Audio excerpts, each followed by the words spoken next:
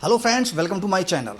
8 दिसंबर 1953 United Nations की बैठक में तक के अमेरिकी राष्ट्रपति आइजनहावर ने एक मशहूर भाषण दिया था, एटम फॉर पीस। उन्होंने कहा, परमाणु हथियारों को सिर्फ सैनिकों से छीन लेना काफ़ी नहीं होगा, इसे उन लोगों के हाथ में देना चाहिए जो इसे शांति के लिए इस्तेमाल करना चाहते हैं। इसके बाद आइजनहावर ने कई देशों को न्यूक्लियर टेक्नोलॉजी मदद की, इसमें ईरान भी शामिल था। अब ईरान के इसी न्यूक्लियर प्रोग्राम को तबाह करने के लिए इजराइल ने 12 दिनों तक भयंकर जंग लड़ी थी और मौजूदा राष्ट्रपति ट्रंप को अमेरिका से B-2 बॉम्बर भेजकर हमला करना पड़ा। अमेरिका ने ईरान को न्यूक्लियर प्रोग्राम में मदद क्यों की थी?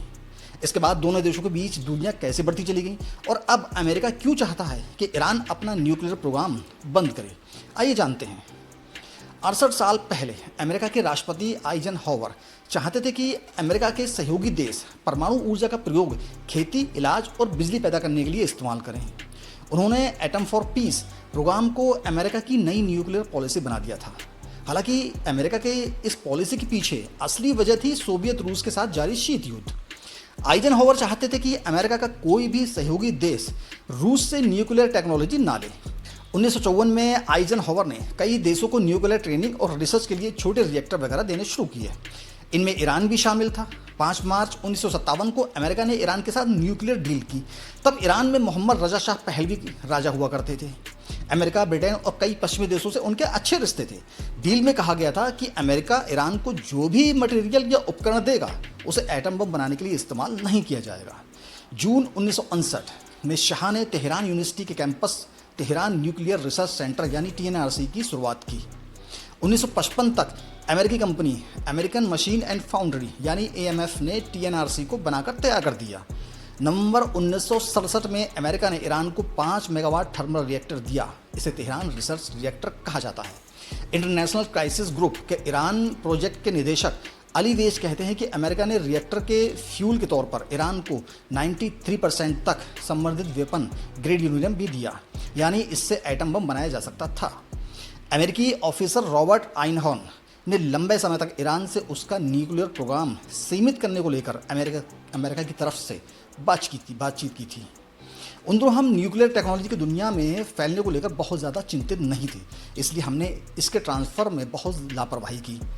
1 जुलाई 1968 को ईरान ने परमाणु अप्रसार संधि यानी NPT पर भी साइन कर दिए थे। इसमें भी वही बात थी कि ईरान परमाणु रिएक्टर का इस्तेमाल बम बनाने के लिए नहीं करेगा। ईरान के न्यूक्लियर प्रोग्राम के जनक कहे जाने वाले डॉक्टर अकबर एतमिदाद ने 1968 में TNRC की औपचारिक शुरुआत कर दी। इसमें ब्रिटेन, तुर्की, अमेरिका और पाकिस्तान के साइंटिस्ट काम करने लगे। 1970 के दशक में ईरानी स्टूडेंट्स को न्यूक्लियर इंजीनियरिंग पढ़ाई के लिए अमेरिका की मैसाचुसेट्स इंस्टीट्यूट ऑफ टेक्नोलॉजी यानी MIT भेजा गया। शाह ने इसका खर्चा उठाया। MIT में बतौर न्यूक्लियर साइंटिस्ट ट्रेनिंग लेने गए स्टूडेंट्स में से एक महिलाएं भी थीं।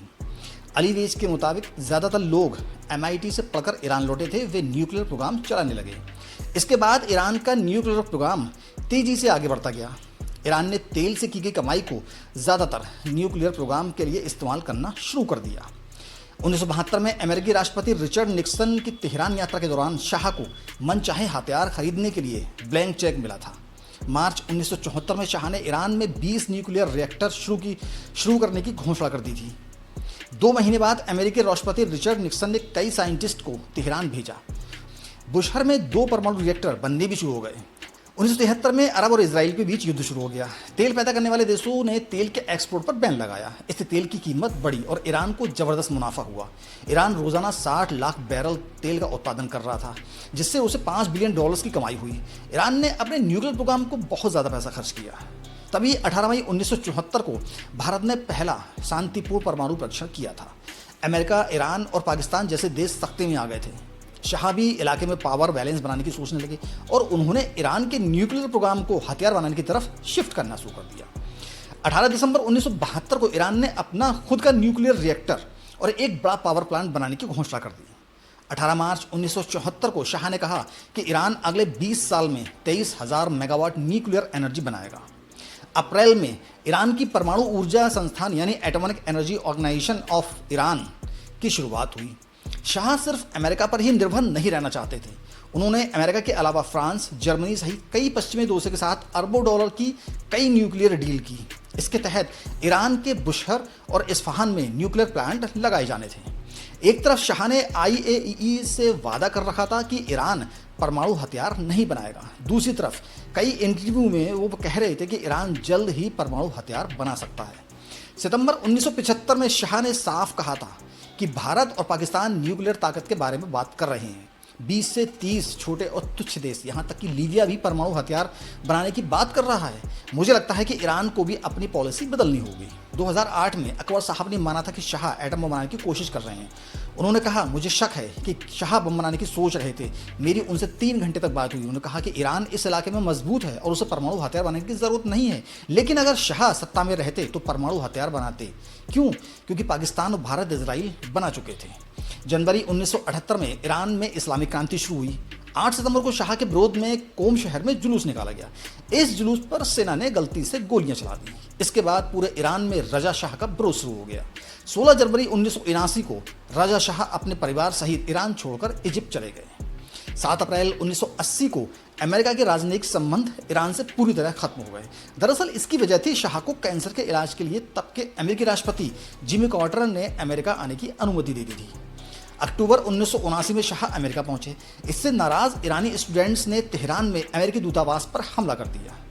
जुलाई 1980 में शाह की कैंसर की वजह से मौत हो गई थी, लेकिन अमेरिकी बंधकों को पूरे 444 दिन बाद 20 जनवरी 1981 को रिहा किया गया। 1980 से लेकर 1988 तक ईरान और इराक के बीच जंग चली। अमेरिका ने एक तरफ सद्दाम को मदद दी। जब उसने ईरान पर रासायनिक हथियारों से हमले किए तो अमेरिका ने अपनी आंखें मूंद ली और दूसरी तरफ ईरान को आतंकियों का समर्थन करने वाला देश बताकर उनके हथियार खरीदने पर बैन लगा दिया। इतना ही नहीं, अंदर ही अंदर अमेरिका को डर था कि ईरान रूस से हथियार ले सकता है, इसलिए उसने 1981 से लेकर 1986 तक ईरान को चोरी छिपे हथियार भी बेचे। नवंबर 1986 में एक लेबनानी अखबार ने इसका खुलासा भी किया था। 8 साल की जंग में करीब 5 लाख सैनिक मारे गए और 1 लाख आम नागरिक भी मारे गए। सद्दाम हुसैन ने ईरान के बुशहर और दूसरे न्यूक्लियर पावर प्लांट पर बमबारी भी की। इससे ईरान में बिजली की भारी कमी हो गई। वेज के मुताबिक वे उस वक्त ईरान में ही थे। खोमैनी ने ईरान के न्यूक्लियर प्लांट को दोबारा शुरू करने का सोचा। हालांकि यह साफ नहीं है कि बिजली की ज़रूरत के चलते ऐसा किया गया था या परमाणु हथियार बनाने के लिए। 80 के दशक में ईरान ने अपने न्यूक्लियर प्रोग्राम को चालू करने के लिए पाकिस्तान की तरफ रुख किया।